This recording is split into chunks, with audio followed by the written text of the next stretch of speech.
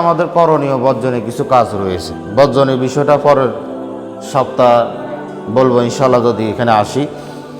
শাবান মাসে করণীয়, নবী সাল্লাল্লাহু আলাইহি ওয়াসাল্লাম শাবান মাসে তিনি এত সিয়াম রাখতেন, রমজানের পরে সবচেয়ে বেশি সিয়াম পালন করতেন তিনি শাবান মাসে। আর আমাদের সিয়াম শুধু ওই কিছু লোক আছে, আমরা বরং এই সংখ্যাটাই বেশি, শুধু ওই রমজান মাসে 30টা রোজা রাখবে, আর পুরা বছর আর খবর থাকে না। এরপরে যে কত নফল সিয়াম আছে, মহরমের সিয়াম, শাওয়াল মাসের সিয়াম, সোমবার বৃহস্পতিবারের সিয়াম, জিলহজ মাসের সিয়াম, আরফার সিয়াম, এগুলো আমরা রাখি না। ওই রমজানে 30টা রাখার পর পুরো এক বছর গ্যাপ। কিন্তু নবী সাল্লাল্লাহু আলাইহি সাল্লাম বলছেন, কেউ যদি আল্লাহ সন্তুষ্টির জন্য একদিন সিয়াম পালন করে, তার থেকে আর জাহান্নাম থেকে দূরে রাখবেন আল্লাহ সুবহানাহু ওয়া তাআলা 70 বছর। 70 বছরের দূরত্ব আল্লাহ সুবহানাহু ওয়া তাআলা জাহান্নাম আর তার মধ্যে চেহারা আল্লাহ রাব্বুল আলামিন দূরে রাখবেন। এই জন্য নফল সিয়াম বেশি বেশি পালন করবেন। নফল সিয়াম পালন করার মাধ্যমে আল্লাহর নৈকট্য হাসিল করা যায়, বিশেষ করে শাবান মাসে। শাবান মাসে নবী সাল্লাল্লাহু আলাইহি সাল্লাম রমজান ব্যতীত বেশি সিয়াম পালন করতেন তিনি শাবান মাসে। মা আয়েশা রাদিয়াল্লাহু আনহা তিনি বলেন, কানা আহাব্বুশ শুহুরি ইলা রাসূলিল্লাহি সাল্লাল্লাহু আলাইহি সাল্লাম আইয়াসুমাহু শাবান। নবী সাল্লাল্লাহু আলাইহি সাল্লাম শাবান মাসে সিয়াম পালন করতে তিনি খুব ভালোবাসতেন। বুঝলেন? নবী সাল্লাল্লাহু আলাইহি সাল্লাম শাবান মাসে সিয়াম পালন করতে তিনি খুব ভালোবাসতেন, এজন্য তিনি শাবান মাসে সিয়াম পালন করতেন। আমরা জানি আয়েশা রাদিয়াল্লাহু আনহা তিনি সহিহুল বুখারীতে এই হাদিসটা এসেছে, তিনি বলেন যে ইস্তাকমালা সিয়ামা শাহরুন ইল্লা রমাদান। নবী সাল্লাল্লাহু আলাইহি সাল্লাম রমজান মাস পুরো সিয়াম পালন করতেন, আর অন্য কোনো মাস এভাবে সিয়াম পালন করেননি। মানে শুধু রমজান মাসে তিনি পুরা মাসের সিয়াম পালন করতেন।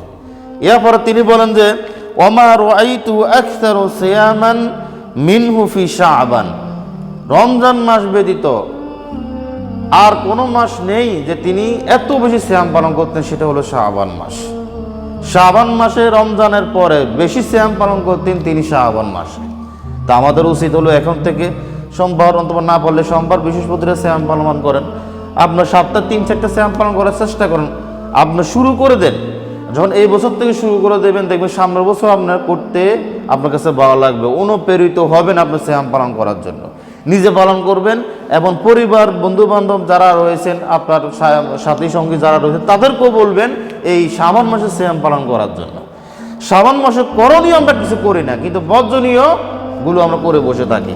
ওই যে সবরাত নিয়ে বসে থাকি, করণীয় আমলগুলো আমরা করি না, যেটা নবী সাল্লাল্লাহু আলাইহি সাল্লাম শাবান মাসে তিনি করতেন। উসামা বিন যায়েদ রাদিয়াল্লাহু আনহু তিনি একদিন রাসূল সাল্লাল্লাহু আলাইহি সাল্লামকে জিজ্ঞেস করলেন যে ইয়া রাসূলুল্লাহ সাল্লাল্লাহু আলাইহি সাল্লাম, রহস্য কি? বুঝলাম না, আপনি শাবান মাসে এত বেশি সিয়াম পালন করেন, অন্য মাসে তো দেখি না এত সিয়াম পালন করতে, মানে রহস্যটা কি? এই মাসে আপনি বেশি সিয়াম পালন করেন। তখন তিনি বলেন যে যালিকা শাহরুন ইয়াগফুলুন নাস। এই মাসে মানুষ উদাসীনতা থাকে, গাফিল থাকে, আসলে গাফিল থাকে। এই দেখবেন অধিকাংশ মানুষ শাবান মাসে সিয়াম পালন করে, রমজানের জন্য বসে থাকে যে রমজান মাস আসলে একবার সিয়াম পালন করবো, এর আগে সিয়াম পালন করে না। অথচ এই মাসে অধিকাংশ মানুষ গাফেল। এটা 1400 বছর আগে নবী সাল্লাল্লাহু আলাইহি সাল্লাম বলছেন যে এই মাসের মানুষ গাফেল থাকবে। এটা এমন একটা মাস, রজব এবং রমজানের মাঝখানে এমন একটা মাস যে মাসে মানুষ গাফেল থাকে। এই জন্য নবী সাল্লাল্লাহু আলাইহি সাল্লাম বলছেন যালিকা শাহরুন ইয়াগফুলুন নাস, মানুষ এই মাসে গাফেল থাকে। এরপর নবী সাল্লাল্লাহু আলাইহি সাল্লাম বলছেন ওয়া হুয়া শাহরুন, এটা এমন একটা মাস ইয়ারফাউ ফীহিল আ'মালু ইলা রাব্বিল আলামিন ফা উহিব্বু আন ইয়ারফা'a আমালু ওয়া আনা সাইমা। নবী সাল্লাল্লাহু আলাইহি সাল্লাম বলছেন এটা এমন একটা মাস যে মাসে বাৎসরিক বান্দার আমল আল্লাহর কাছে পেশ করা হয়। অন্য বর্ণনা ফতুল বারির একটা বর্ণনা আছে যে মালাকুল মউতকে ধরিয়ে দেওয়া হয়, যে এই বছরে কার কার মৃত্যু হবে, মালাকুল মউতকে ধরিয়ে দেওয়া হয়, যে এতজনের মৃত্যু হবে ওনার কাছে ধরিয়ে দেওয়া হয়।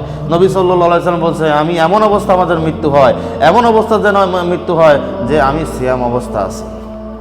আমি আশা করি, আমি এটা ভালোবাসি যে আমি সিয়াম অবস্থা থাকি, আমার আমল আল্লাহর কাছে পেশ করা হয়, অবস্থা আমি সিয়াম অবস্থা থাকি, যে আমার আমলটা পেশ করা হয় নবী মুহাম্মদ সাল্লাল্লাহু আলাইহি সাল্লাম সিয়াম অবস্থা আছে। কত গুরুত্বপূর্ণ। এই জন্য আপনি যদি এই দিনে এই মাসে মৃত্যুবরণ করেন এমন এই অবস্থা সিয়াম অবস্থা, তাহলে আপনার জন্য দুনিয়াতেই সুসংবাদ, মানে থাকাকালীন সুসংবাদ। আপনি সিয়াম অবস্থা রয়েছেন, এই অবস্থা আপনার মৃত্যু হয়েছে, তাহলে আপনার জন্য সুসংবাদের একটা দরজা আল্লাহ সুবহানাহু ওয়া তাআলা উন্মুক্ত করে দিয়েছেন। এটা আপনার জন্য একটা ভালো মৃত্যু, যে আপনার সিয়াম অবস্থা আপনার মৃত্যু হয়েছে শাবান মাসে বিশেষ করে। এই জন্য এই মাসে বেশি বেশি করে সিয়াম আপনার এটা সিয়াম পালন করবেন, বিশেষ করে শুরু থেকে 15 তারিখ পর্যন্ত।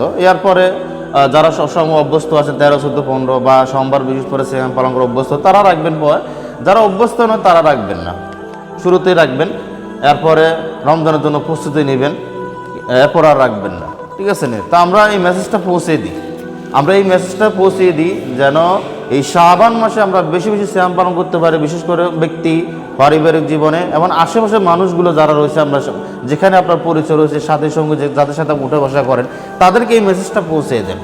আপনি যদি কারোর সুন্নার দিকে মানুষকে আহ্বান করেন আর সেই সুন্নার উপর মানুষ আমল করে, মানদাল্লাহ ইলা খায়রিন, কেউ যদি কল্যাণের পথে মানুষকে আহ্বান করে তার সমপরিমাণ সওয়াব তার আমল নামায় যোগ হয়ে যাবে। আপনার আমল নামায় তার পুরো দিনের সিয়াম, সে যতটুকু সিয়াম পালন করে যতটুকু সওয়াব হবে সেই সমান সওয়াব আপনার আমল নামা যোগ হয়ে যাবে। অতএব মেসেজ পৌঁছে দেন। আজকে থেকে পরিবারে গিয়ে বলা শুরু করে দিবেন যে আজকে শাবান মাসে সিয়াম পালন করবেন, আজকে ভোরবেলা থেকে সেহরি খাবো, আমিষও উঠবো, তোমরা উঠবে, শাবান মাসে সিয়াম পালন করবে।